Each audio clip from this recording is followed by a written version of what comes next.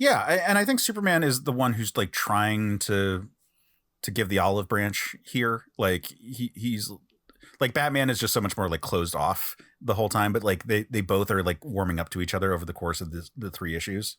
Yeah, I mean, Batman, like in this scene in particular, he's literally leaning on the Batmobile, arms folded, legs crossed in front of him. He's just like got a real cool guy lean on the car as Superman vulnerably pulls a gift from behind the cape. Where he was keeping it, I don't know. Yeah, was it like, in the trunks?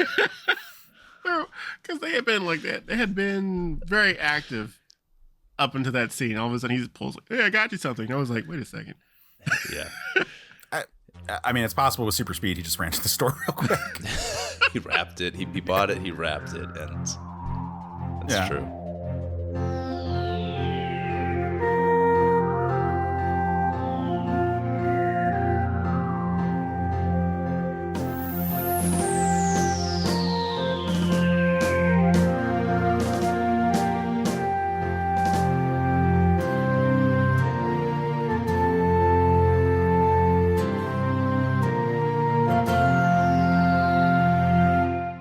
Hey everyone, and welcome back to the Men of Steel podcast. I'm Kris Aiken, and as always, I'm joined by my co-host, Jmike Folson. Hello everybody, welcome back to the show. Welcome back indeed, because today we are digging into a story that I loved from my youth that was the reunification of a really important pairing of superheroes. Because today we are looking at the 1990 miniseries World's Finest. And to have that conversation, we are joined by a podcaster who has his own Batman podcast. We're joined by Kris Ingersoll. Hey, Kris. Thanks for having me, brother. Stoked to be here. Yeah. Kris, where do people know you from? Folks may have heard my voice on the Batman by the Numbers podcast. It's a once-a-month podcast on the Pop Break podcast feed. Every single month, we find a new way to go deep on the Dark Knight. We've been talking a little Superman this year, so this is a timely podcast for me to come on and join you all. Folks might have heard me on Media Lit as well, where I'm the co-host with my dear friend Randy Elaine. Over on Media Lit, we seek to treat every piece of media like great literature. Kris, you've done us the great honor of joining us there and sharing some of your thoughts. It's a fun time over Media Lit, but I'm excited to have some fun with you guys here in the Fortress of Solitude tonight. Yeah, I've been so great. Randy has been such a wonderful podcast friend, and so I've been so delighted to come on Media Lit. And I'm not sure how podcast time is going to work out on this one. I've got an episode booked with y'all soon, and I don't know who's got the bigger lead time. This is why I fumbled for a minute, because I realized that we're so timey-wimey in the podcast world. I didn't know like if what you'd been on had aired and what you will be doing with us is sooner. I got all lost in my own head. Yeah, we're fairly far ahead in our recording, but yeah, it's timey-wiminess of podcast time is a real thing, folks. It's wild, y'all. But time marches on, and that is one of the reasons why we wanted to talk about this particular story today. We are talking about the 1990 Dave Gibbons, Steve Rood miniseries World's Finest, or Superman Batman World's Finest. I'm not entirely sure how it's actually like printed. It's on the cover. It says Superman Batman and then World's Finest, but what have you. So this is obviously a World's Finest, and World's Finest is the time-honored tradition of Batman and Superman teaming up, which is why it's good to have a Batman podcaster here. So I want to set up, before we get into the nitty-gritty of this one, the era that this book came out in. So this is 1990. So this is coming out on the heels of Crisis on Infinite Earths, and therefore the Man of Steel relaunch that John Byrne did in 1986, as well as it's coming on the heels of The Dark Knight Returns, which dramatically changed the dynamic between Batman and Superman. And so coming into 1990, we are looking at a point where we're only 3 or 4 years after these big shakeups in the comics world. And for that period of time, there wasn't a good camaraderie between Batman and Superman. That had been sort of erased by the crisis. Now, they were established as being potential allies of each other. That wasn't an issue. But they weren't buddies, and they weren't doing team ups at this point. And so this was the coming out party for like the new dynamic of Batman and Superman as friends? Question mark. So they turned this over to Dave Gibbons, who most people know as an artist. He's an artist that I rather like. Most people really know him and probably don't think of him as the first person when they think about Watchmen, but he is the artist on Watchmen. Ever heard of it? Yeah, exactly. And it's paired up with Steve Rood, he was doing a series called Nexus prior to this, which was like a sci-fi series. Yeah, the two of them, along with, comics is a collaborative effort, so there's a lot of people involved in this all. But they spearheaded this story, which was a fresh take on the Batman Superman dynamics. Now that the two characters had been fairly changed from the dynamic that we had known up until that point. So, on that note, the thing that we like to do on this podcast is we like to have Mr. Jmike Folson describe what actually happens in this comic.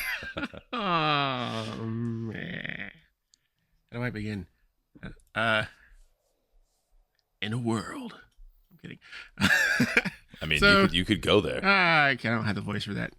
So this starts off kind of like a different retelling of the animated World's Finest, where the Joker and Lex Luthor are kind of teaming up to take over Metropolis and Gotham at the same time. Like, Lex Luthor is trying to take over some orphanages, and the Joker is somehow tied in there kind of ishly. They're kind of just working together just because they have to, because Lex wants property. And then Batman and Superman get involved because they piece together what's going on behind the scenes.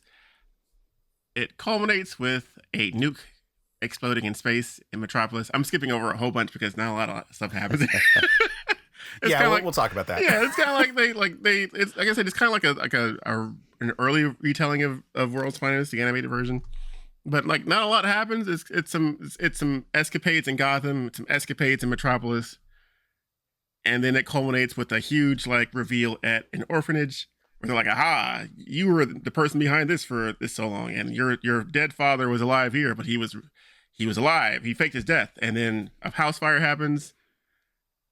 Not a lot happens after that, and then New Year's Day happens, and all the shenanigans. Like, the Joker sets off a whole bunch of explosions in Gotham.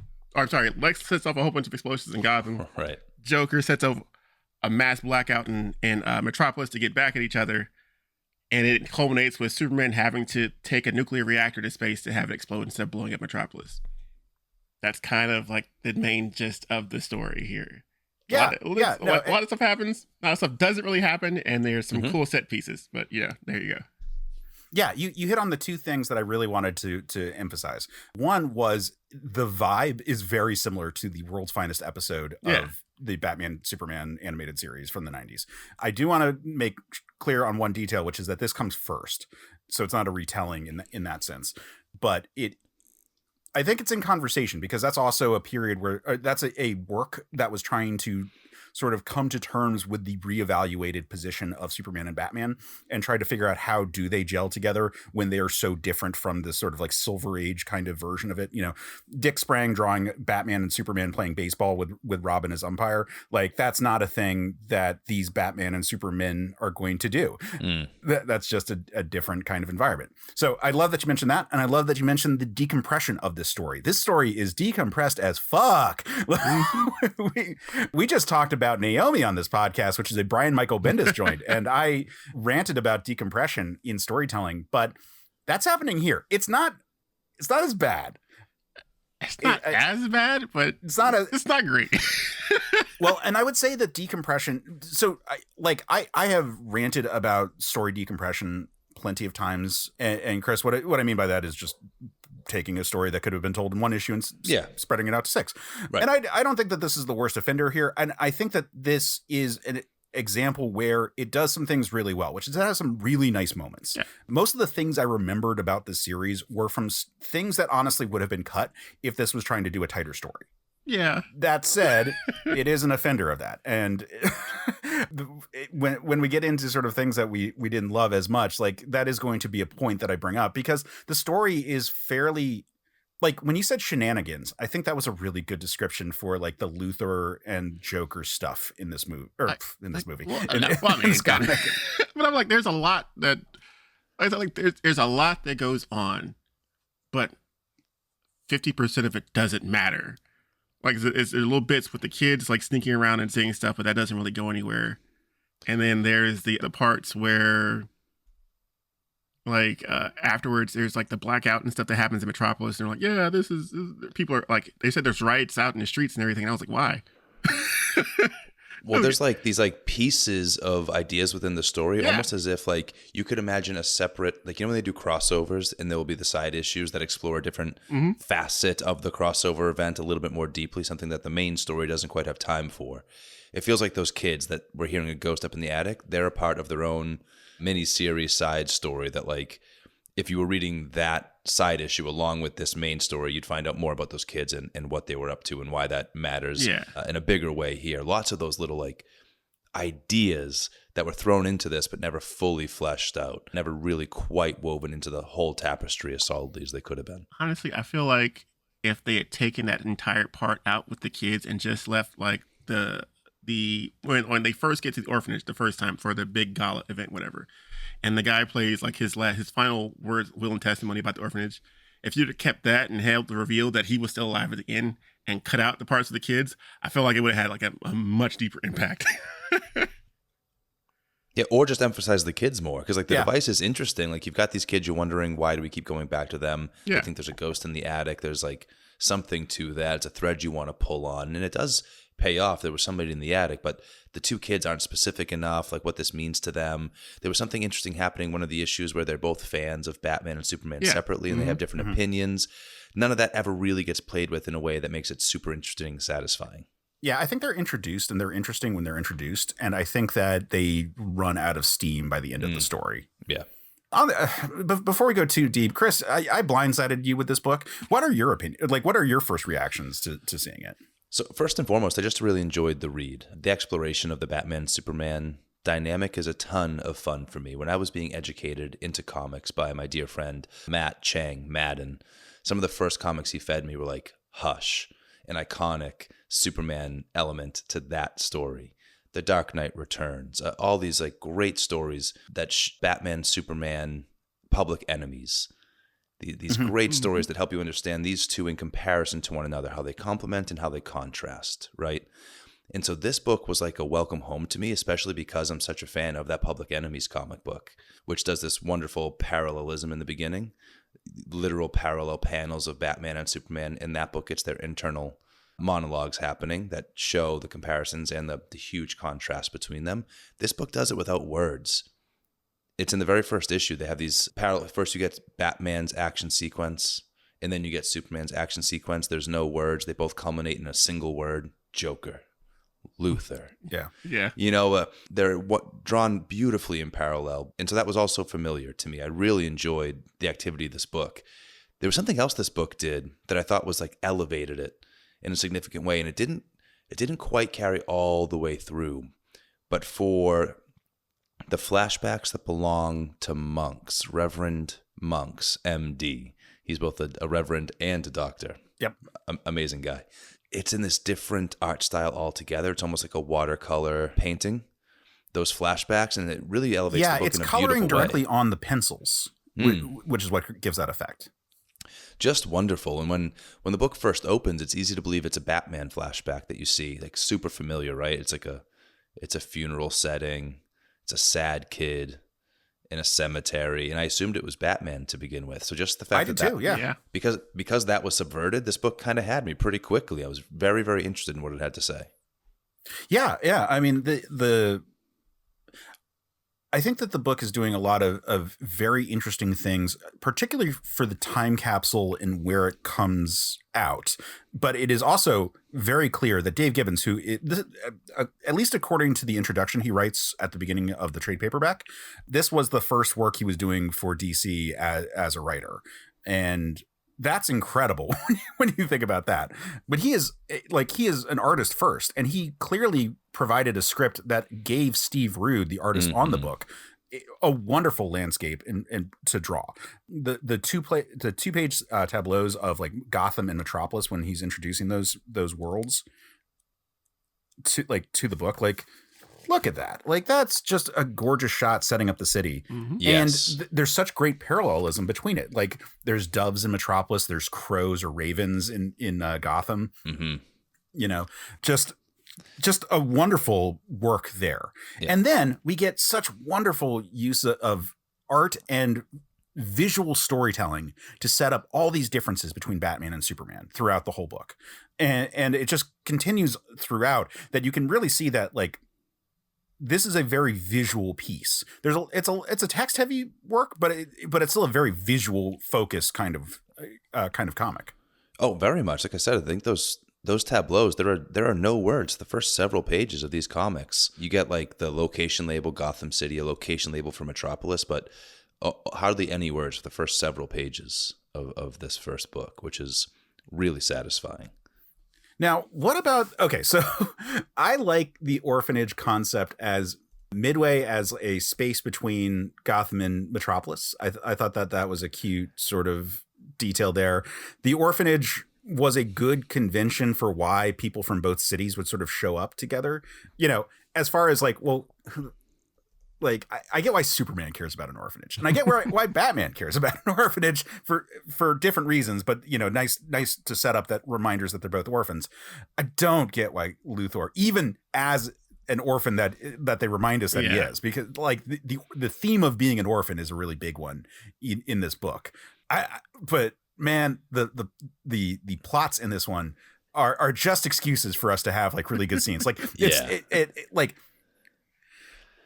like Lois and Alfred together is a scene that I love. Like it's fantastic, but it's like, why is it there? The story required it. Yeah. The story is creating all kinds of excuses to create those fun pairings, though. Like, how many social gatherings do Perry White and Jim Gordon actually attend together? Right. I'm not sure, but it was delightful every time they were on the page together in these books. Yeah, it was very nice setting up the dynamic. Now, it took me a while to determine whether or not Batman and Superman knew who each other were. Yeah. Which I thought was actually very well handled. Like, they're extremely subtle for the first two issues. It's only in the third issue where they like fully come out and say like, "Oh, you're Superman and you're Batman."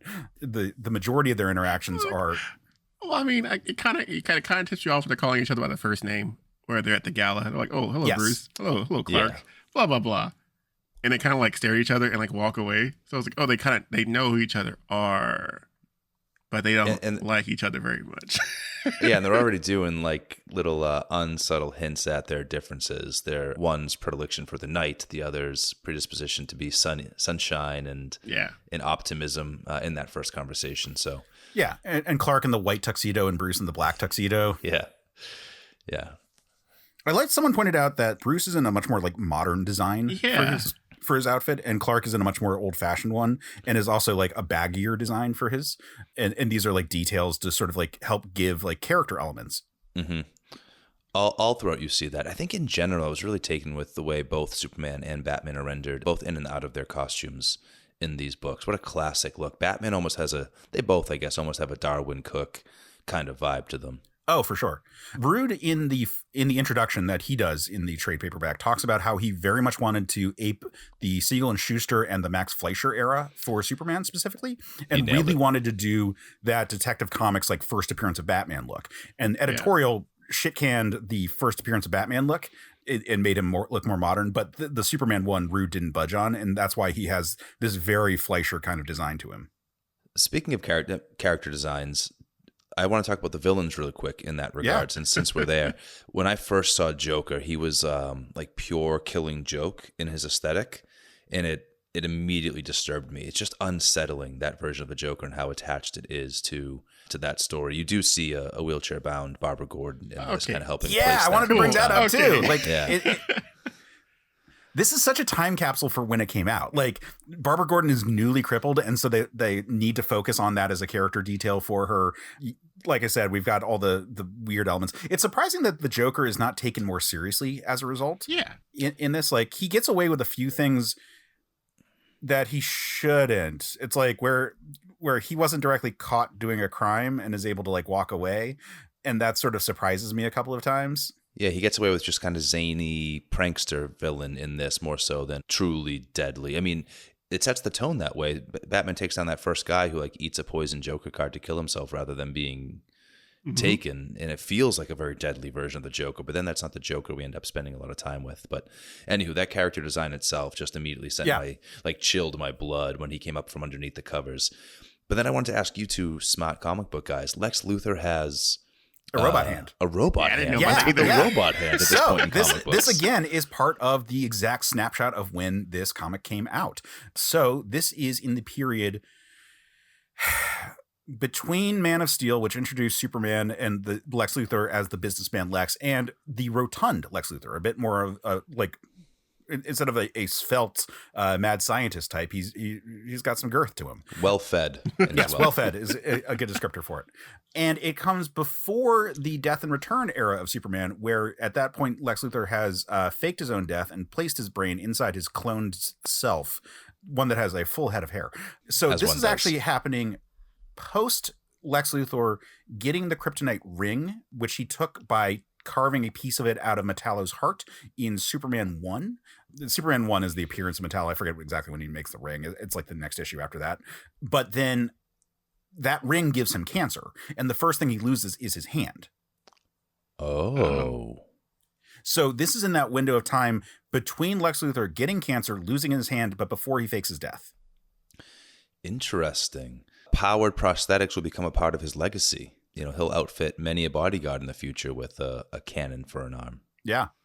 I'm not surprised he didn't skim for himself that his hand isn't just a hand. It's crushes that explosive that the Joker has for him. Yeah. It like when I saw the hand, I was like, oh, right. This is when this comic came out. It was such a moment. Just wild on that one.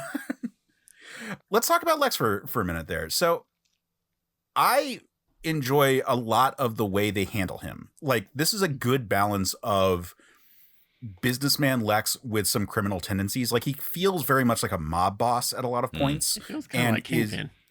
Yeah, which is of course a criticism of the day as well. But, you know, in terms of like who's the big threat, like Luthor's the big threat in this book. Like, ultimately Joker has the biggest play in that he sets off the nuclear reactor to go off. But prior to that, Luthor's the heavy hitter in terms of like the villain kind of scenario. Like, Batman has like real trouble dealing with him. And that's why they do the switcheroo, which is cute. Like the whole setup for the comic is that Luthor and Joker switch places first, and then Batman and Superman switch places. And then the last part is Luthor and Joker going up against each other. Yeah. As far as the 3-act structure goes. But yeah, like Luthor is good and menacing, and he's doing like real estate deals, which again, like we're in the post Superman the movie kind of era. So there's like the real estate broker kind of part of the character in there. Yeah. Like he is legitimately villainous in this without being the cackling mad scientist. And that's a fun difference. Again, this is a book that's tackling with its own legacy, like with its place in the new continuity that they were kind of working on. And I think you can see where areas where it's uncomfortable for them, like Dave Gibbons coming from a Silver Age tradition or you know, coming from a tradition of pre-crisis comics. Like, he did Whatever Happens to the Man, or not Whatever Happened to the Man of Tomorrow, for The Man Who Has Everything. The two that people always mix up, the Alan Moore ones. He did For the Man Who Has Everything, which is a classic Batman, Robin, Superman team up kind of thing. Like, yeah, it's got the weird Black Mercy kind of element in there, but the dynamic between Batman and Superman is very much like what we would expect of them. And there are moments in this book where there's just this desire to be back into that sort of like older kind of comfort zone for these characters. And I think that's why Joker at times feels more like the zany kind of I can get away with shit kind of thing, that the Joker who crippled Barbara Gordon is not going to be the one to you're not going to let him get away. Like when it's his henchmen that set off a bunch of bombs and then escape into a sewer and then he's just there, Superman wouldn't have just let him go. It's just sort of a weird moment there. But they are also leaning on the era that this came from for Superman. And this is the Byrne era Superman. And that Byrne era Superman is very much a cop. Yes. They say it at one point in the book, right? You're still relying on truth, justice, and the American way. You know, Batman's kind of challenging that he doesn't think that works. And you do see that strain. Yeah. Like Superman says, we don't have evidence. And Batman says evidence ? And then hits him with the truth, justice, the American way bit. And that's such a weird dichotomy for the characters then, because we're having such different conversations about the characters now.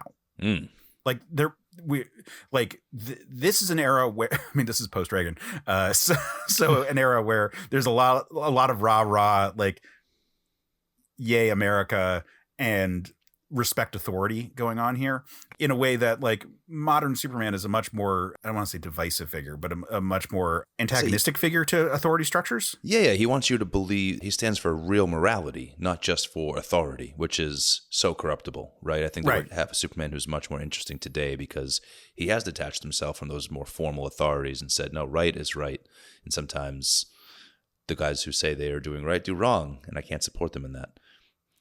I think it's interesting because today Superman, I think, is much more the fireman. After the most recent film, that's a lot of what I've been hearing. He's out there saving people like a firefighter, right?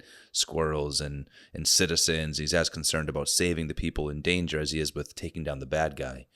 Whereas Batman, for anybody who liked the Blue Beetle movie, I think there were 5 of us. I'm one of the 5. I'm one of the 5. Yeah. Batman 3 of us are on this call. We just need to find the other 2, and then we unlock the power of the Scarab. Our powers combined. Yeah, he catches the bad rap, right, of being the authoritarian in the modern day, of being the fascist in the modern day. Batman does. So they've certainly flip flopped today in how we talk about those characters. Yeah, there's always going to be the fundamental factor of superheroes, which is that they are extrajudicial forces operating in some cases with powers and abilities far beyond mortal man, that how we reckon with them and morality is always going to be kind of complicated, because while it's not a huge deal for a person to run into a burning building and save them, or even to stop a mugger, it becomes a different story when we talk about a person who's on patrol and is doing these sort of like cop kind of tendencies without actually being a licensed law enforcement. And so there's lots of stories where Superman and Batman have been deputized by the police so that they are effectively just cops. That's a way that they get around it for like the 66 Batman show. Like that, they directly go right up against it. And it's just like, no, they're working for the police. That's totally fine. As opposed to just sort of like a hush hush kind of agreement with Jim Gordon. Or Jim Gordon just walking him into a crime scene, much to the chagrin of every other officer there, a la the Batman. Right. Yeah. Circling back to Luthor a bit, I did like the way in which his type of villainy was frustrating for Batman, prompting that switch, right? It wasn't because he's physically formidable. Batman's used to a villain who comes right at you and owns their villainy, like the Joker. A villain that he can just punch in the face and nobody will look sideways at him. And Luthor is a villain with a public persona of being good. And so when you have that little industrial destruction moment, it's like a construction robot of some kind. It goes haywire and it's destroying something, and Batman goes in and he blows it up unnecessarily ultimately, because Luthor sneaks in right at the last minute, kind of turns it off with the remote control, makes himself look great, makes Batman look bad. And that is not something Batman is used to dealing with. It was really interesting to see Luthor in his sort of underhanded villainy in this, because he has the public persona, really frustrate Batman. You don't see Joker do so similarly to Superman. We don't get to appreciate really how Joker is kind of a different league of villain that Superman isn't quite prepared for. But we do see it with Batman and Luthor. Yeah, that's exactly right. Like Luthor, and that gets back to like Luthor is the more effective villain in this whole piece, which is kind of frustrating, but like also like the Joker is everyone's favorite, so like I'm kind of glad to see a story where like he's not like they tied Luthor to the main plot, like whatever's happening with the orphanage and monks and the sketchy real estate deal, like they tied Luthor directly to that, whereas Joker seems to really just be into the idea of a vacation in Metropolis and causing as much mischief as he can. He doesn't really have a driven Joker plot in this, and maybe that's for the best, because we either have to like really nerf him, or this is a different story altogether. If you have a true Joker plot happening, the kinds of lives that are in danger, what that would mean in Metropolis, what that would mean for Superman and the folks that he loves, it's a different kind of story that doesn't have room for the orphanage stuff. So I guess it makes sense to me that there weren't any poisoned fish this time around. Right. I mean, I just think that this Joker hadn't fully evolved into the Joker that we know today. Like while we did have the Killing Joke and while we did have the Dark Knight Returns, I just think that the reputation for the character hadn't fully cemented at least in the editorial mind, that it's like, nope, this is straight up just a killer all the time.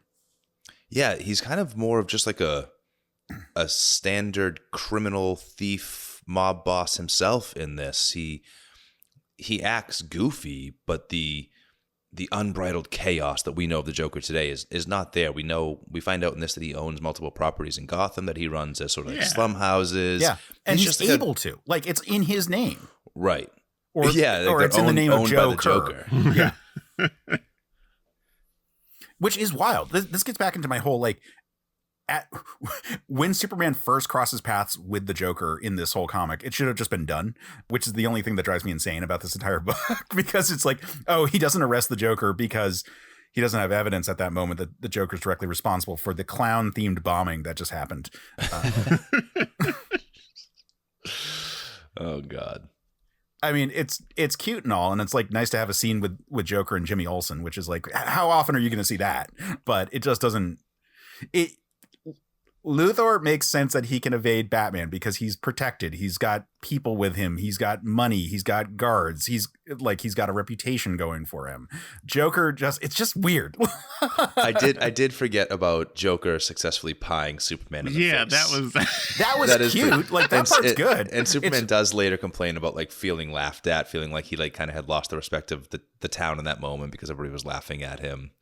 It's almost there. Like, no, it's just weird that Joker shows up right there. Like, if he had also just not been there, like, then that would have been fine. It's just that, like, Joker's even present for the whole sequence. Like in his vacation garb. Yes.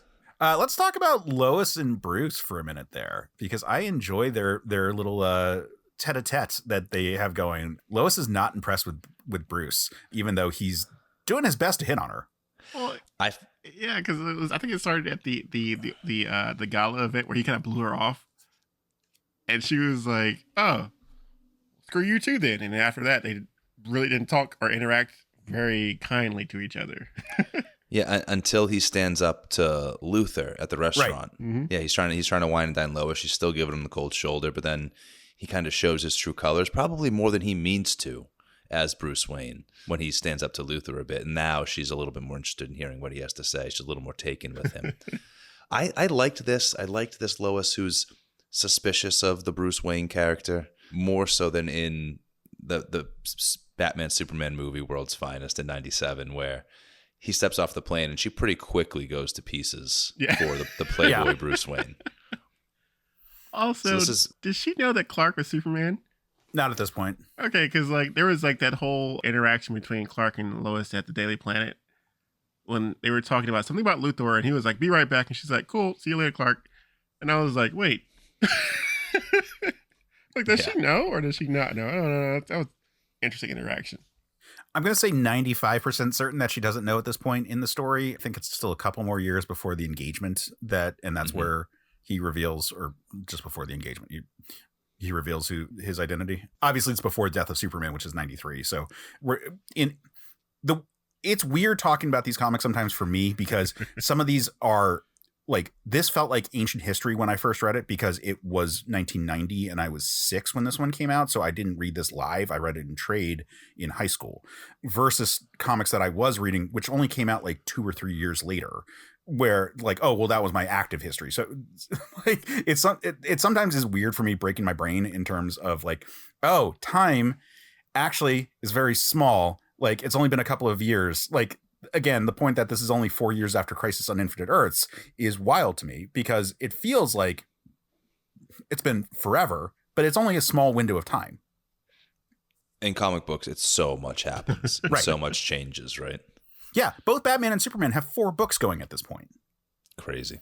Or at least 3 at the moment that this comes out, and 4 very shortly after. I don't remember when Superman the Man of Steel launches, and I don't remember all the Batman books from the 90s. They all have like, and there's one that's like a flashback book, like the tale, or I forget. I don't know. A lot of Batman adjacent books like Gotham Central and all kinds of just Batman and Gotham centric books.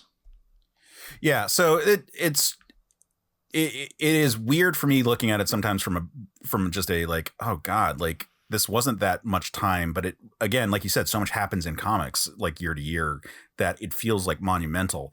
Jmike, as a sneak preview for when we talk about the next World's Finest series that comes out, which we'll be having that conversation in a few weeks, recording time. I have no idea how this is all going to stack up in terms of when episodes drop, but we talk about the 1999 World's Finest series, and that is an issue by issue. Each story takes place at a different year in the timeline of the DCU that was existing at the time. So like that's going to get even weirder when we start talking about like, well, what the fuck was happening at this year? Right. Yeah. Awesome. But circling back to Lois and Bruce, I liked that interaction where Bruce stands up to Lex, and like what's really nice is prior to that she won't let him pour her a glass of wine. That's right. And she won't call him Bruce. And she moves her hand so he can pour the glass, and then toasts to him and calls him Bruce. And that's such a good detail right there. Excellent detail. It's subtle. That's the kind of character work that you want in a decompressed story like this. If we're going to spend the time, right, let's have these nice intimate character moments where there's some subtext that can play out over the course of many panels. Yeah, wonderful stuff there. We touched on the Lois Alfred relationship already. I very much like that she's encouraging him to like not be on work mode all the time, which is really nice. And comes back around when Luthor tries to boss Alfred around, and he's like, "I'm sorry, sir, it's my night off." Yeah, that was one thing that threw me a little bit, and I was surprised by, again, kind of where our characters actually are in their histories together, because I'm ready for a version of Lois who knows all of Clark's secrets and has an intimate relationship with him, and therefore knows Bruce's secrets and has a fairly close relationship with Bruce and his world as well. And so this very familiar Lois and Alfred dynamic, where there seems to be like an affection between the two of them, a known affection, was familiar to me. I was shocked to think that they may have been strangers at this gala, or, you know, have interacted once or twice before, not have the weight of history that I'm used to, because it was such a fun and familiar dynamic between them. Yeah, the Gotham and the Metropolis casts seem very, very buddy in a very way chummy, to the point where when we see Superman at Christmas time, I believe Jim Gordon is in the shot with him. He is. I pored over that panel to make sure that they're making enough intentional choices. The mustache, the cigar in the hand. I was like, that is Jim Gordon. Why is he there? I don't know. Yeah, let's see. I'm just looking at the shot. Yep, yeah.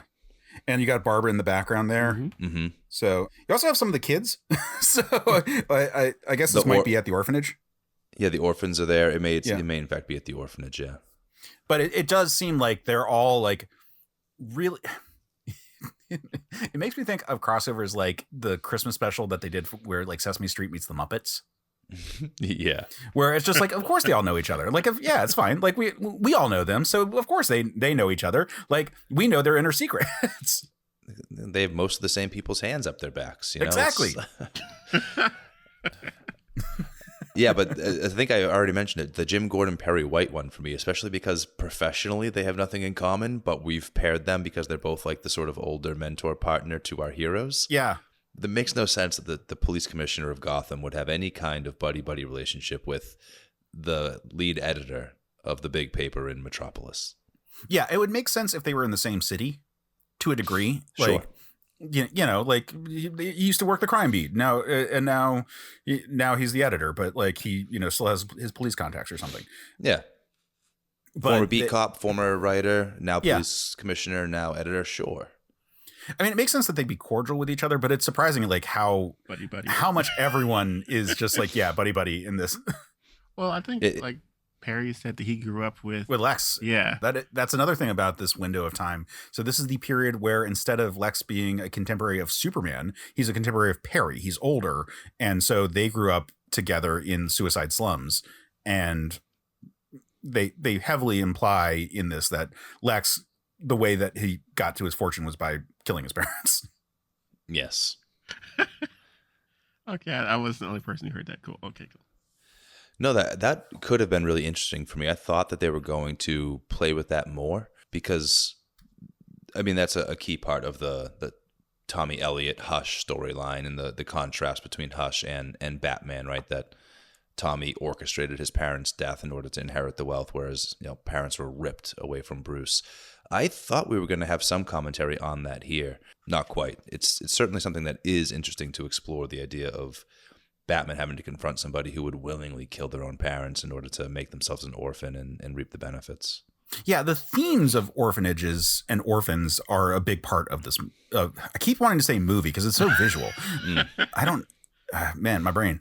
This comic is heavily, like, obviously the orphanage is the main set piece for the whole thing. And the fact that we are going to remind ourselves that the two main characters are both orphans and the main villain is an orphan and the villain of the story is kind of an orphan, like was set up as an orphan. Then it's like, oh, actually it's his dad, or however that whole thing with monks shakes out.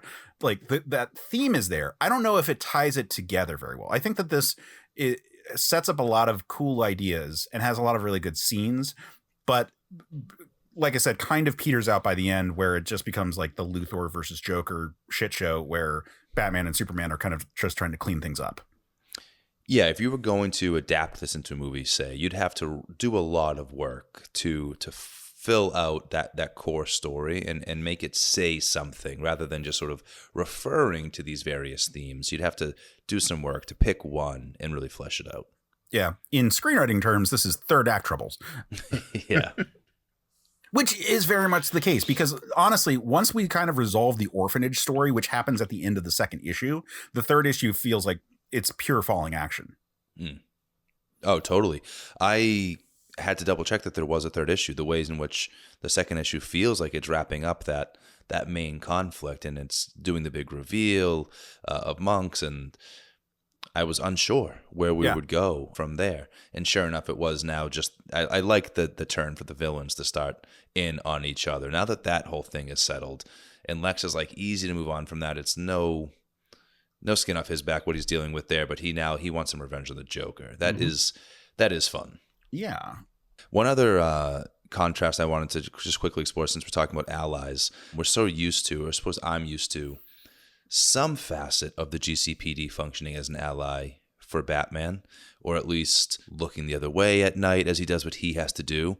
It was notable every panel of Batman operating in the daylight in Metropolis and having to confront Metropolis PD. And Metropolis PD having to remind him of, like, we're not just going to let you do this thing that you do, being a vigilante in our streets. Again, they didn't quite explore it to the point where they become a problem for Batman, but it is a fun little interesting contrast each time that it happens in the book to remind you that, oh yeah, Metropolis isn't Gotham. These aren't his same old allies. Yeah, and I wonder how new of a concept some of that is. Like, they really hit home that Batman's not supposed to come out during daytime in this book, and he ultimately has to, but that is I don't know when that first happened for Batman, like, because obviously we all know the 66 Batman, and we know that, like, he had plenty of stories where he has daytime adventures. And so, like, was that the Denny O'Neil period? Like, when did they, like, start saying Batman only comes out at night? And I'm not entirely sure.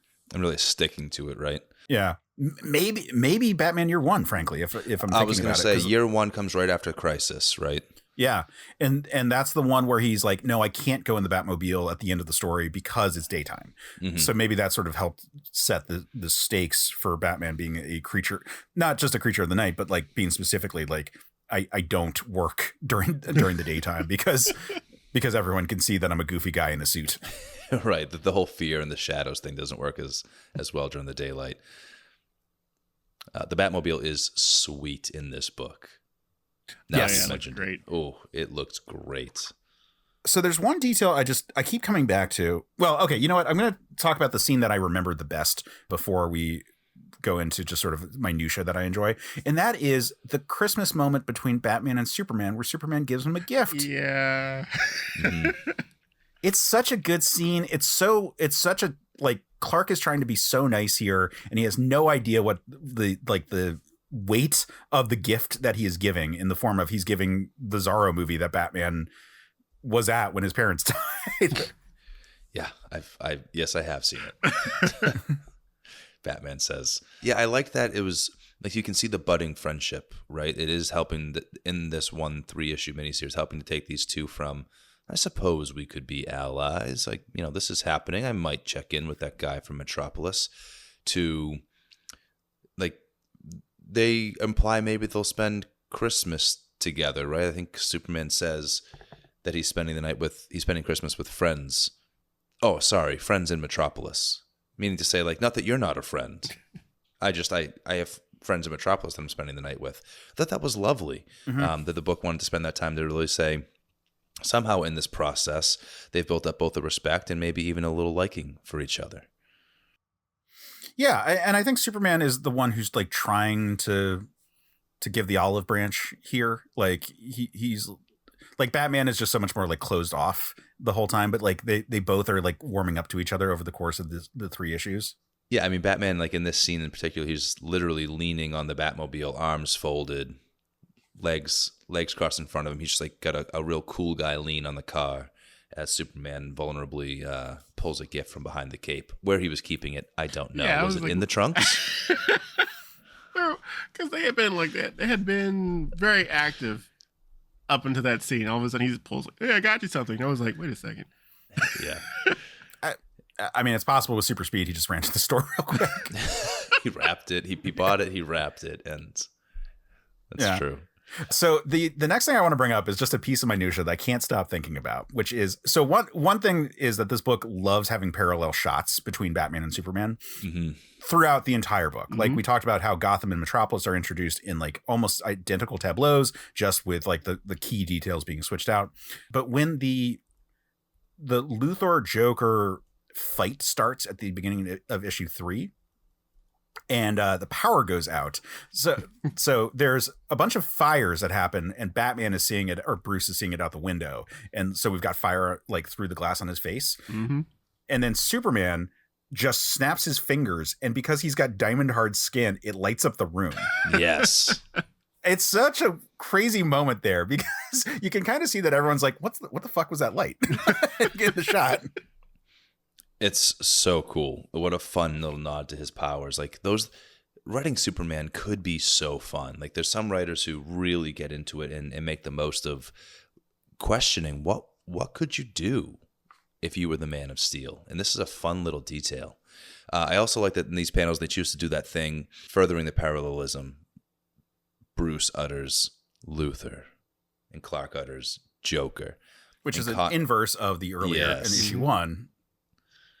Exactly right. We'll get more of that, those callbacks, right? I think at the very end, we get the opposite of their banter from the opening gala, where Clark keeps insisting some sort of a good morning type of salutation, whereas Bruce keeps giving a good evening type of hello. And then at the very, very end, it's the opposite. Batman says to Superman, "Good morning." He says, "Good night, Batman." It's great. Great stuff. Just great stuff. Yeah. And the fact that this book has so much great stuff in it makes it hard for me to like then be like, oh, but then the actual story isn't very much, because the orphanage story doesn't really add up to anything. Yeah, that's a fun story. No one's ever really in danger. Like, honestly, I don't know what the Joker doesn't kill anyone. The only person that dies because of Joker is his henchman at the beginning. Right. Yes, the guy who takes the poison. Now, it's not for lack of trying, but it's the goddamn Joker. Well, I mean, there is that security guard who was guarding like the propane tanks, who blows up as Batman gets there because somebody sabotages it. But it's not because of the Joker-ish, kind of. Yeah, it's like a Joker ploy, but we don't see... Yeah, it's not a Joker kill necessarily. Yeah, I just mean that, like we said, this is a very different Joker from what we would sort of come to understand as the Joker in the 90s going into the 2000s. And this Luthor has a very small potatoes kind of perspective in terms of crimes. Like, yeah, he's much more like, he's got all the real estate stuff going, and he's got a Luthor robot thing or machine or whatever that happens at the start of issue 1, not start, but middle of issue 1. But his crimes are relatively small scale as well. Like, it's not the grandiose schemes that we could see from a Lex Luthor at times. And Joker is literally just on vacation. He's just fucking around for the sake of it. And because he pisses off Luthor, and Luthor kind of pisses him off just by their very nature, like, they get into a little bit of a fight. But like, that has nothing to do with the orphanage. And like we said, the orphanage plot ends at the end of issue 2, which doesn't make any goddamn sense. Yeah, because like the most we get out of that is that we learned that they've both been buying a property, and then Luthor has been going around like trying to buy people's property from them. But that's kind of it. Yeah, we're told he sort of wants to own a bunch of Gotham property. He's going to bring his operations to Gotham, establish his business foothold, and therefore his criminal empire there. But that never really bears any kind of fruit. Nothing. It doesn't go anywhere. No. And it's a shame because, like, I do have that same sort of warm vibe when I look at this comic that I have from the Batman Superman animated series crossover, where it feels like, oh yeah, this is a good, not first meeting between the characters, but like first time they're really working together between the characters. Mm-hmm. And you feel like that a lot of effort was put into taking the different casts and bringing mm-hmm. them together and making it a true crossover, not just a team up between the two characters. Right. Well, right. I kind of kept thinking like there had to be a reason that he was buying up all those properties. Like he found out there was something underneath that Gotham property, or like he was just trying to get rid of the orphanage because he hated it there, or like there was something else going on. So I kept waiting for like the big, like a shoe to drop to like let us know what's going to happen. And then nothing. Yeah, it really all seemed to be just so he could have like a more convenient way to be between both cities, like the Midway orphanage serving as his midway point, literally his midway point, like his base of operations. I kept also thinking I think it's Midvale is where Supergirl lives, and I kept thinking about that, where it's like how many mids are in the DC lore, right? And wouldn't that have been much more interesting? Although it would be kind of like Bloodhaven, or apparently Bloodhaven, as they said in Peacemaker recently. That was killing me, dude. I mean, I guess it got the two little dots over the U. I've always said Bloodhaven. It's Bloodhaven. Yeah. We've all always called it Bloodhaven. Yeah. They've called it Bloodhaven in the animated various animated series, any other show where it's mentioned, it's Bloodhaven. No, Bloodhaven. What concerns me is that's like a thesis statement now for the James Gunn DCU. That means it's like officially James Gunn sees it as Bloodhaven. Anywho, yeah. So the idea of Midway as a city between the two is like kind of fine. Like I enjoy that as a general concept because like Lord, I live off of I-95. There's so many cities that exist because they're on I-95. Yeah. Right. I think that like Hawkman and Hawkwoman would probably take umbrage to their city just being, it's now just the midway point. It's midway because it's midway between Gotham and Metropolis. Probably doesn't feel great for the people who live there and are proud to be from that city, but it works for this comic, that's for sure. Yeah. So why don't we talk about our two main characters? Because we haven't actually spent that much time aside from talking about the art for them. But why don't we talk about Batman for a minute? Kris, you're a Batman podcaster. What are your takes on this Batman? Yeah, this is a great Batman in action. He's drawn so beautifully. The swoosh of the cape, him leaping into action is what I found throughout. And one key element that this book gets so right, it's his Batarang. It's that big, more like bold, it's kind of vaguely bat-shaped, or bat wing shaped. It's not shaped like the bat symbol yet. And right. It's so iconic. It's still more of a boomerang. Effective. It's much more of a boomerang still, yeah. Right. It's so iconic. He's effective with it. It's, as I said, it's the kind of Batman that you're used to being quick and efficient and brutal. He wants to get in, he wants to get it done and get back out. Like he flies in at one point with just like no questions asked and a flying foot to the face of the Joker. That's how he enters the scene. And that's like some beautiful Batman stuff for me. And I think that's why I found it so interesting when he was stymied by Luthor in that moment, where again, Batman wants to be action oriented. That thing is destroying things. It's a 1 in a million shot to try and shut it down. I'm the guy who can take that shot. I'm going for it. Yeah, this was a great Batman for my money. And I think maybe we've danced around this a little bit in terms of the story, but these books succeed on vibes. We talked about the artwork. It's not just the costume choice, but it's the pairing of that costume choice with this particular Batmobile. His aesthetic is lean but muscular. He looks a little bit more like a boxer than like a highly trained martial artist or some like hulking bruiser necessarily. Yeah, it's like a feline's kind of physique. Interesting. Yeah, he looks highly athletic in this, and that's quite enjoyable. There's so much about this character that for me has always been intriguing. Like when you see the contrast panel of Clark enjoying a hot cup of cocoa, I'm sure it is, there, by the Christmas tree with everybody else, and Bruce is in the Batcave. He's putting in the work. It's Christmas night, but crime never sleeps. He tells Superman. Crime doesn't take a holiday. Right. He tells Superman. Yeah, it's a Batman that I really appreciate, especially in that contrast to Superman, in a lovely Bruce Wayne persona. Yeah, so Bruce Wayne is interesting in this one. I find it fascinating that he takes on this sort of like investigator role in Metropolis and is like, it makes sense. He's rich. He can kind of just do whatever he wants to a certain degree. Yeah. It's like, he's like, it's like for my charities. I'm interested because I do charity stuff. Right. Yeah. And they're just like, yeah, no, cool. We'll sign our top reporter and photographer. Yeah. To be your liaison while you're here. He acts like a playboy. He dresses like a playboy. I love that he's unabashedly wooing Lois while also, doing the work. Yeah. And being a dick to Jimmy Olsen, like the entire time, where it's like, Mr. Wayne, my car's out here. So is mine. He's like rocking a toothpick at one point for some reason. He just like looks cool with a scarf and a toothpick. I thought he was about to go off and be Matches Malone when he was doing that scene, because he's got like a toothpick and he's like, oh, I have to go be like more incognito than like what you would allow, Mr. Olsen. And then he pieces out, and then he's a homeless guy on the street. Yes. But that was the last thing. I'm glad you mentioned Matches, because that costume work is just iconic Batman stuff, and you don't get. Not every story plays on all facets of him. The detective, the master of disguise, the martial artist, right? The gadgeteer. And this story includes quite a bit of it in some fun ways. Hey, you mentioned the Christmas scene. I audibly laughed at that point because like the kids see it first, and as soon as the Joker catches on to what's happening, he's like, out of my way, and he's like tossing kids because he knows he's about to get clapped. Exactly. And I was like, oh, that's awesome. He can hear the kick coming. Yeah, that's one thing that is very nice about these characters. Even if Luthor is not, or rather, even if the Joker is not the villain that I would want him to be, and Luthor is kind of pedestrian in some ways, like these are very effective Batman and Robins. Or Batman's and Superman's, pardon me.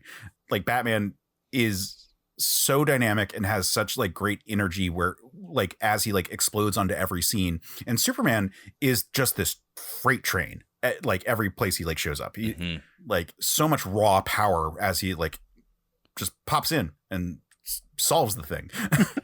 You get that pairing of their brain and brawn dynamic that way, because I think it's Batman's idea. He identifies the river underneath Gotham, but Superman literally bores into the earth to create well springs to put out the fires. To your point, just an absolute freight train of power. Yeah, that was a really effective team up moment for them, because it was like, yeah, no, Batman would have that sort of insight, and then we can have Superman be the powerhouse on here without it feeling forced, because like the problem is you could also make the argument that wouldn't Superman just be able to see it with his X-ray vision, but maybe not, and it's like nice to have a character just like know about it and point him in the right direction. And he's not like a strategist, it's Batman who's the creative thinker, the dynamic strategist on his feet. Just seeing the river maybe doesn't inspire like, because of the recent snow melt, it's going to be under a ton we can block it, create pressure, and boom. Right.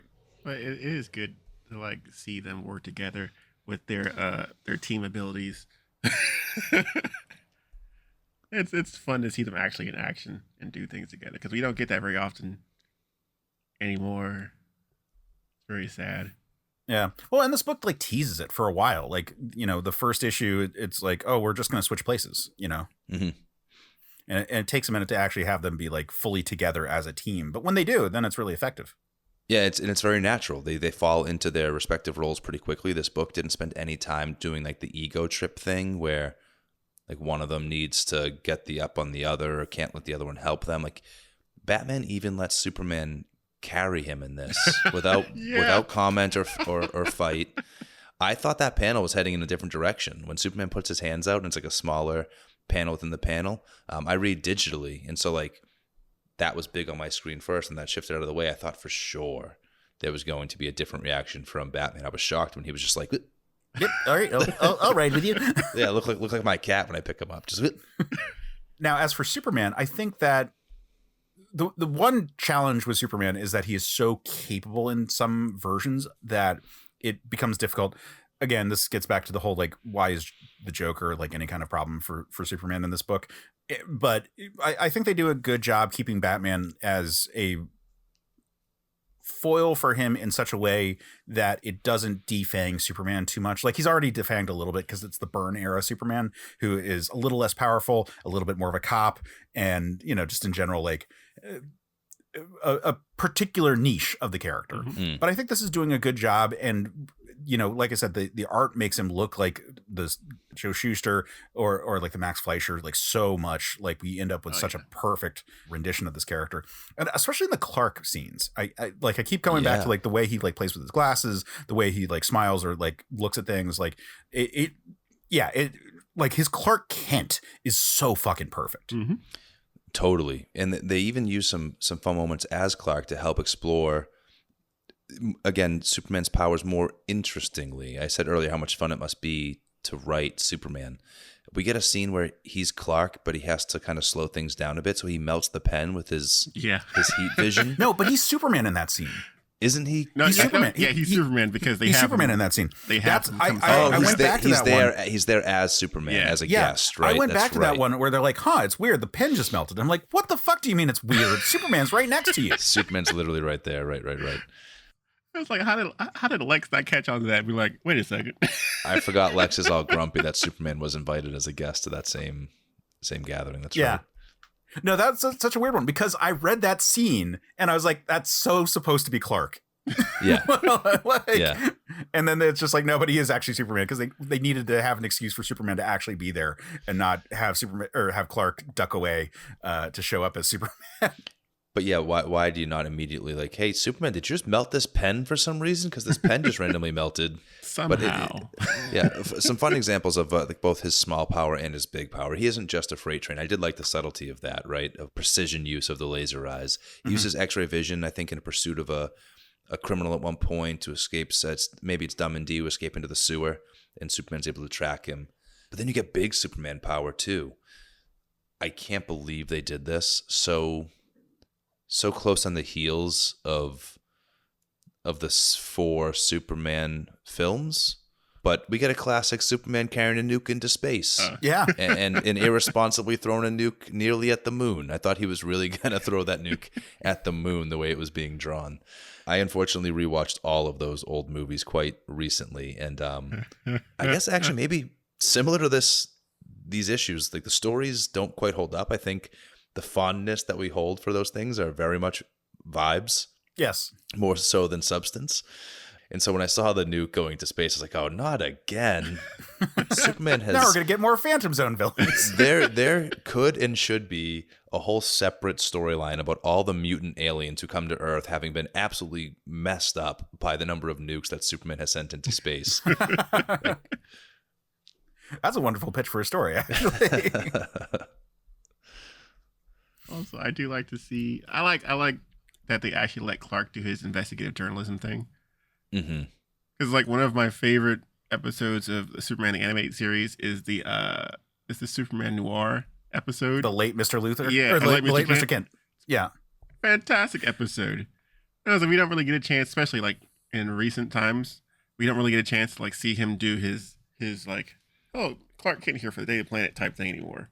So it's good to like see him actually out and about and doing that, interacting with the crowd. Because he has that scene at the diner where he's sitting in the midst of everyone and everyone's just giving him the stories. He's getting the gist of what's happening in the community from everybody there. That's like, right. Oh, He's fantastic. That is really good. Mm-hmm. And you see some of that skill set too when he goes to the power plant. Before he has to take the reactor out of there, he's like confronting the scientists. He's confronting the folks who work there, and he's kind of interrogating them very much in the investigative journalist type of way. Mm-hmm. He has the advantage of being Superman, so he can stand there immune to the radiation that's like clearly filling the vicinity that they're trying to lie to him about. But he's very much standing in his journalist mode there, even though he's in the red boots. Yeah, and I like that detail for how they figure out that the nuclear power plant's involved. That Dumb and D have the nuclear like reactor stickers. Yeah, and by that I mean like it's like a film that like responds to the presence of radiation, so you know that you're in a dangerous space, so you can leave, kind of thing. That they have like they have badges that have this like on it. Right. I'm just trying to set up for people who didn't read this comic. Like what the hell am I talking about? Yeah, shocking to think that Joker would have provided that to them. I don't think Joker cares actually that much, but maybe they picked one up each from the power plant itself. Yeah. Kris, is there anything that we haven't covered that you wanted to discuss in this? Well, before we moved on from Superman, and I guess in contrast with Batman, but I found the Superman bit much more satisfying.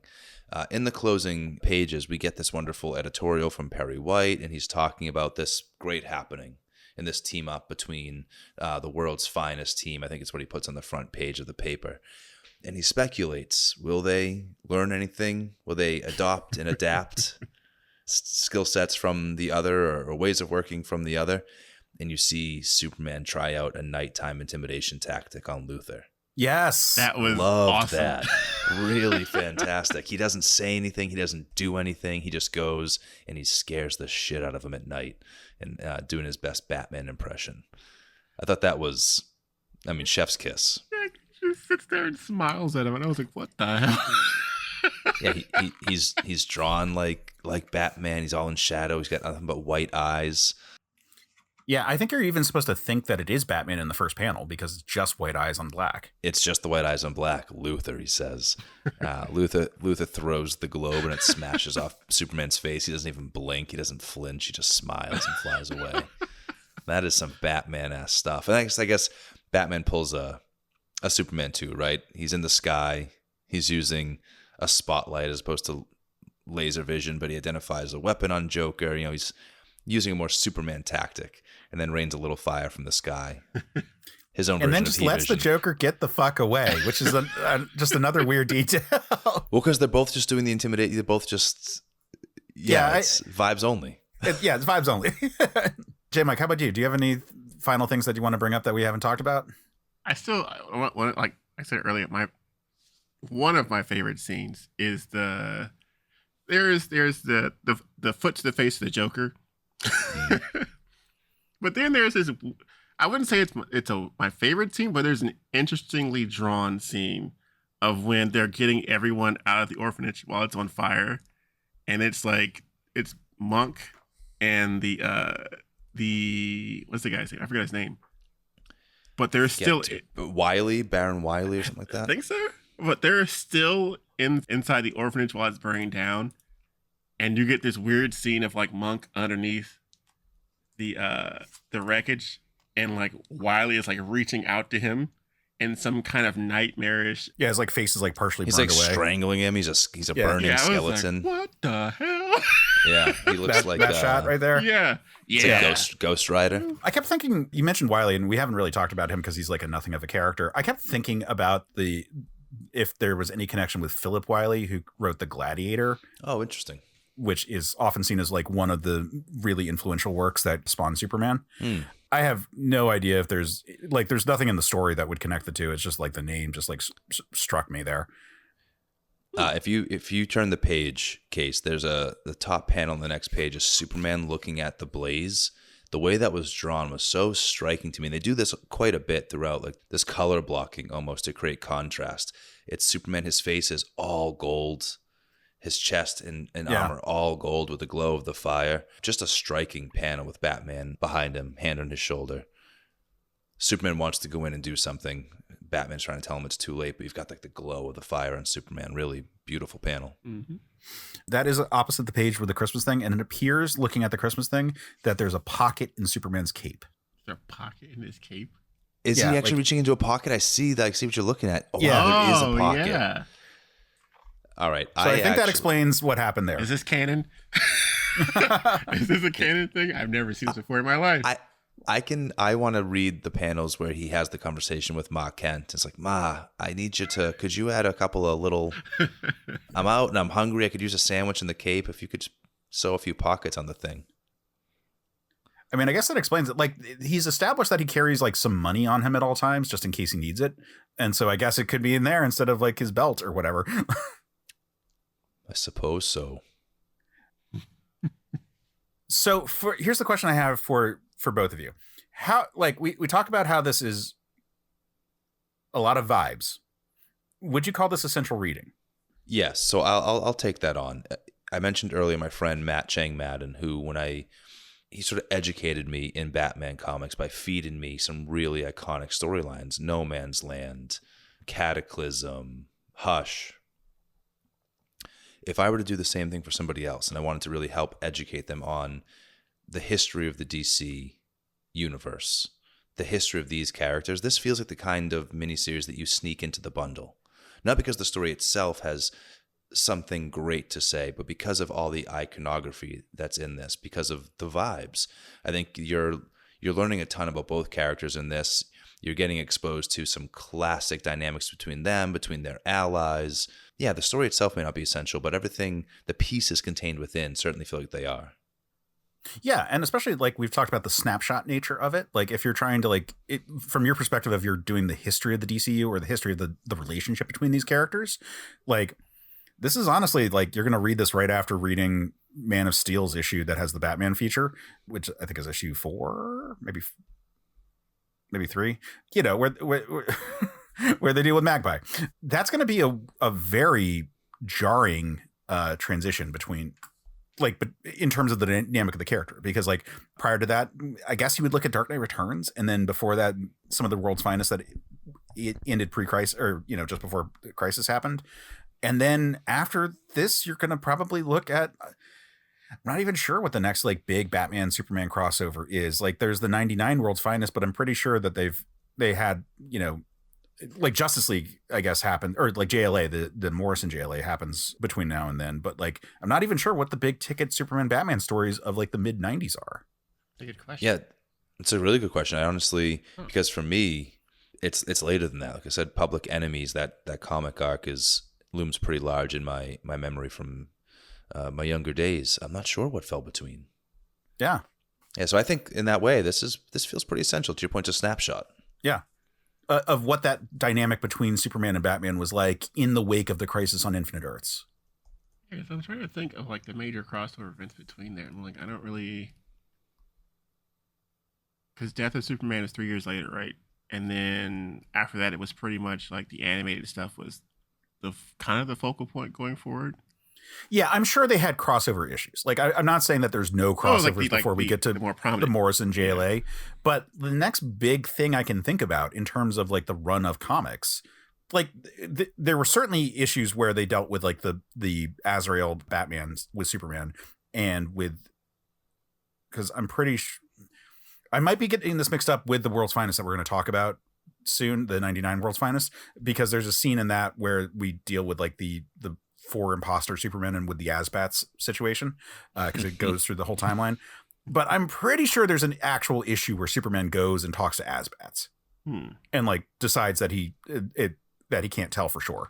But I can't remember that well, and I'm sure there have been other points where they talk to each other and have some kind of team up in their respective books. I just can't think of any big like cultural touchstone crossovers between them that happens before they're on the JLA together. Yeah, you're right. I think you're right. And that's just kind of interesting. I think it does make this more of a specific snapshot to check out and to really see what these characters were like at that time. Well, yeah, I still prefer World's Finest. Which World's Finest? I was going to say the animated version. There you go. See? I was going to say the modern World's Finest. I stay relatively current on that book right now. Yeah, it's really that good. book is great. We've talked about that also here. It's so good. It's really, it's a ton of fun. And their use of Robin in that book. Robin was always a fun third to this dynamic, and that book does it really well. Yeah, Dick specifically. Like, yes. like all the other Robin's great, but like Dick is such a character. Like, this is why Nightwing is his codename. Nightwing is a Superman reference. Yeah, that's right. That they have a strong relationship. Yeah. Like, what? I'm like, yeah, Nightwing it's a Superman thing that he like. It's a vigilante from Krypton. Yeah. Yeah, from Kandor. They're like, what? I'm like, yeah, you learned something new today. Ta-da. And you're welcome. Yeah.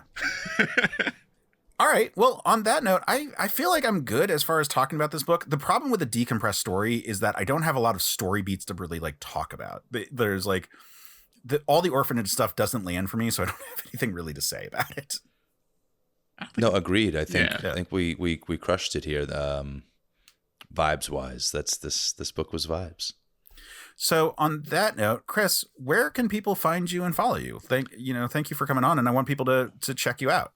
Yeah, so first and foremost, please do check out the Media Lit podcast with my dear friend Randy Elaine. You can find us on all the socials. We've even begun posting some video content to YouTube.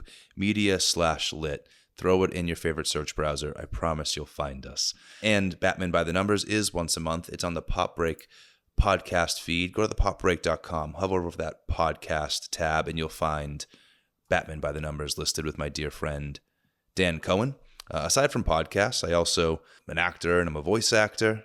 I'm a father and a husband. You can catch me doing those things on Instagram and Blue Sky at Kris_Ingersoll. That's Kris spelled like Kringle. Awesome. Thank you again for coming on. This has been such a great conversation, and people should absolutely check out all the stuff that you're doing. Like, you're a wonderful podcaster, and it's great getting to know you by way of the podcast community that we're building. Yeah, thanks, man. It's been so fun podding with you. This is now, what, a third or fourth? Third together, and it will be our fourth within this month. Absolutely can't wait. I think next week. Next week we're talking Tarzan. Tarzan next week. Yeah. So yeah, I have a blast doing this, and I have a blast doing it with you. Thanks again for having me on. All right. Jmike, where can people find you and follow you? Like Kris, you can follow me for the vibes. But I'm also on Blue Sky at j5.bluesky.social. And we're also on the Discord. Cough, cough, wink, wink, cough, cough. That I'm occasionally on. Hey, you've been participating a lot more recently. I've been very proud of you. I'm there in the shadows, lurking everywhere all the time. Like Batman. Yeah. Well, as Jmike mentioned, the Discord is a great place to talk to us, the CPOV Discord. You can find a link either on the show notes for this or on the website, certainpov.com. That is a great place to get in touch with us, to interact with people from all the different shows in the Certain POV podcast network. We're having tons of great conversations there, and it's a really good spot to get into a conversation on a thing I'm going to plug in a second, but we're still doing socials at the moment. So you can find me on the Discord, or you can find me at most socials at Case Aiken. Or if you want to do Instagram, you can find me at Quetzalcoatl5, because I am still using my AIM screen name from high school, and I'm holding on to it for dear life. And that's QUETZALCOATL5. So, yep, because I was pretentious in high school and continue to be so. But I mentioned that we were plugging stuff. And so if you are interested in the kinds of things that we're working on here, and if you like comic books in general, the thing that I am plugging right now more than anything is Trade School. Trade School is a new comics podcast that we are launching as part of Certain Point of View. And by launching, I mean it has launched. Podcast time is weird, and I'm trying to remember how things work anymore. But the idea is that a guest host comes on and talks for 5 to 15 minutes about a trade paperback that they loved. And that's it. That's the format for the show. So check out Trade School. It's really cool. And if you have a trade paperback that you really love and you want to talk about for 5 to 15 minutes, let me know, and I'd be happy to have you come on. Kris, that goes for you too. But that is the biggest thing that I wanted to plug right now. I do need to give a shout out to our patrons. We have a Patreon going, and it is wonderful, and we thank the people who have joined at all tiers so much. It's so incredible having people who just want to tune in and support us. But I do need to give a shout out specifically to our executive producer tier. So I'm going to shout out Micah McCaw, Carter Hallett, Sean Muir, Lee Greger, Memento Young, Logan Crowley, Joe Mastropiero, Casey and Nancy Aiken, Adam Samter, and Keith Lettinen. If you want to be like these awesome people, you can find us at patreon.com/certainpovmedia. And that is a wonderful place to support the show. Otherwise, you can find us everywhere you get your podcast. You can find us on YouTube, which is a growing platform for us that is just incredible with the amount of feedback we've been getting. Assuming you're not watching this currently on YouTube, in which case we're available all the other podcast places like Spotify and all those. So check us out wherever. We'd be happy to have you listen. I'm assuming you're listening because you're listening right now for me saying this. This is all kind of a ramble at this point. Anyway, we'll be back soon with more Superman discussion. We'll be back soon with another World's Finest discussion. I'm just not sure if it's the next episode or not. But until next time, stay super, man.